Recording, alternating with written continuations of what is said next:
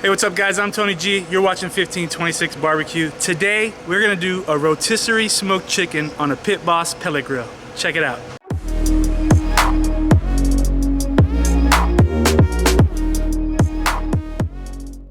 Now, if you've been following my channel, you know that I did a mod about a week or two ago, maybe 3 weeks, where I installed a rotisserie on the pellet grill. I've never seen this done before. If you wanna see how I did it, you can check out the video here. There'll also be a link at the end of the video. At the end of this video.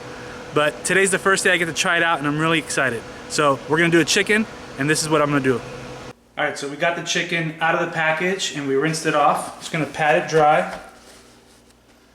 Okay, so what I'm planning to do is I'm going to be injecting it with some of this mojo. I'm really excited to do that because I have yet to try out my Grill Sergeant injector.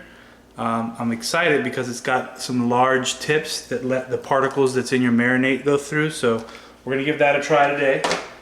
Also, I'm gonna be putting some of this garlic jalapeno probably under the skin and right on the meat to give it some flavor.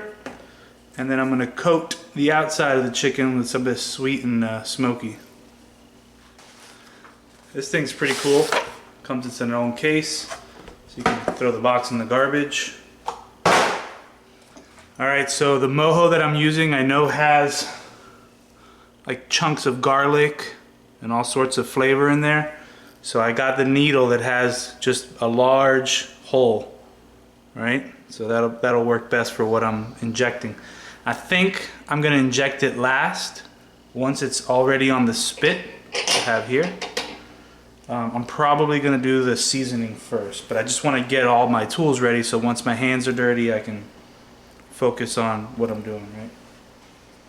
And when you're doing an injection, it's always a good idea to put your fluid in a separate container. That way I can dip the syringe in and out of here and not contaminate what's in the bottle.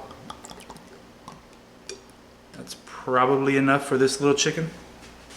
Alright, so the first thing I'm going to do is lift up the skin here and put some of that garlic jalapeno rub in it. So it's really easy, just get your fingers between the skin and the meat.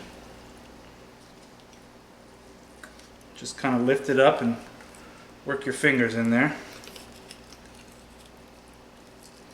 Alright, so then get your rub that you want to put in there. Just kind of work it down.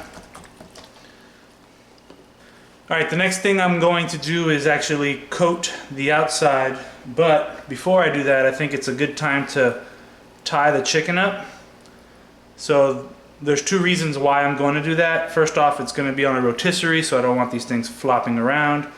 And then second of all, holding them tight to the body ensures that the meat all cooks at the same time. So normally when you're cooking a chicken, you really dry out the breast while waiting for the legs to cook.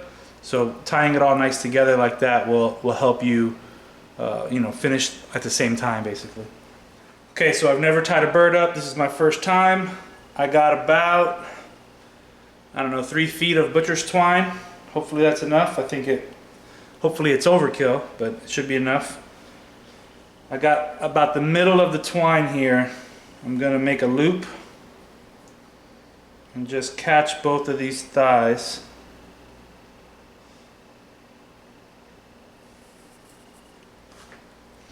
Alright, now that that's tight, I'm gonna focus on getting these wings together.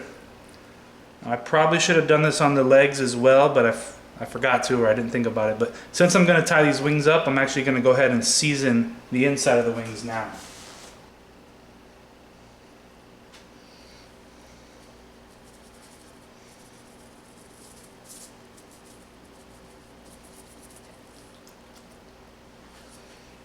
I'm thinking the best way to do this is to kind of wrap around the legs. Maybe flip this bird over. Yeah, that's gonna work well. And now tie above the wings here. Alright, let's see what we got so far. So our legs are tied up. Our wings are tied. I think that's good. Maybe we'll do one more loop around the top here. Okay, probably not the tightest twine job, but hey, you live and you learn, right? I'm going to go ahead and cut off the excess. We'll see how that does. Alright, so now that it's kind of tied up, I think the next thing I'm going to do is season the outside, or put the rub on the outside of my bird.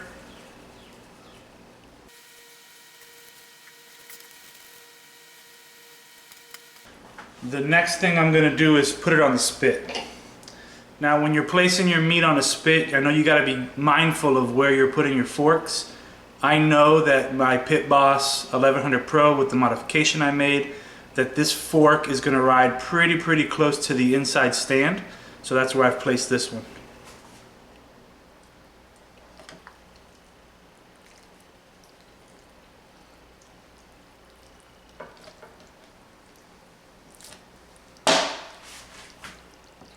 Alright, that's on there.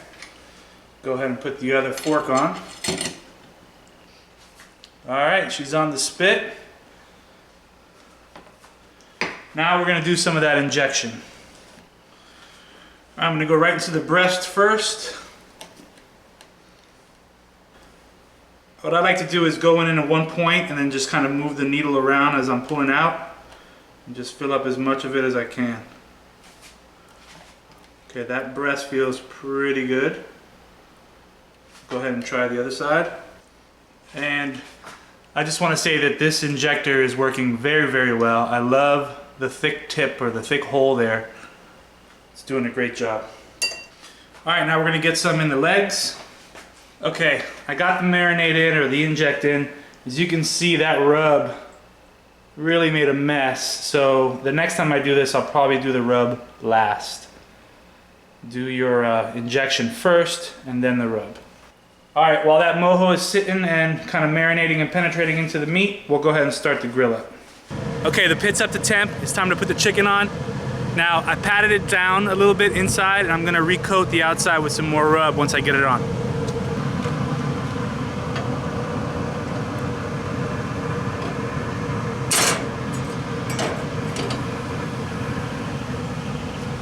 Alright, so there it is, guys.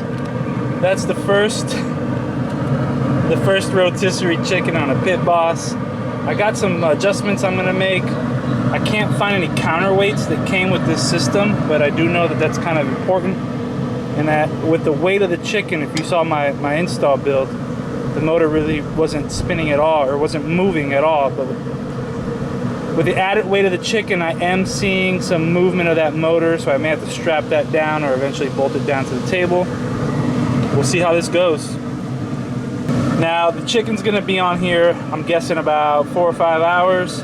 It's roughly 45 minutes per pound. I think this bird's about 5 pounds, so we'll check back in a little bit. Okay, so to be honest with you, I lost track of time. I don't know how long it's been exactly. It's been maybe 3.5 or 4 hours. Our internal temps are sitting right around that safe spot of 165, so I'm just shy about maybe 160 in some areas, maybe 163 in others. So with the Pit Boss, I'm gonna go ahead now and open up my flame broiler to kind of increase the heat that's in the chamber, try to crisp up that skin a little bit. I'm not gonna let this go for too long. I mean, I'm talking 10 minutes tops just to kind of crisp up the skin. And then once it's ready, we'll pull it off, and I'll let you have a look and see what we got. All right, guys, so about 5 minutes after I open up that flame broiler, the rotisserie motor stopped working. So chicken's not really done. I don't think, anyways. I'm gonna check it, but I want to take it off.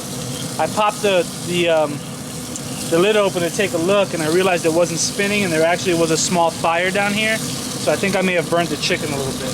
Let's see.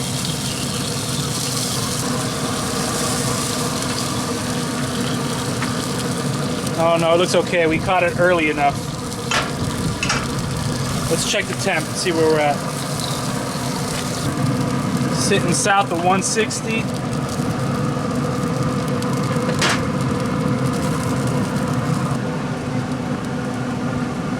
We still got a little ways to go, so I'm just gonna pop it on the smoker over here and let it finish cooking. All right, so it's about 4.5 hours after, roughly 4.5, maybe 5 hours after I put this on. About an hour ago, the rotisserie motor actually failed and it's not working anymore. But there we go. let it sit for a little while, and we'll cut into it. Hope you guys enjoyed. Stay tuned to figure out what I do about this rotisserie motor.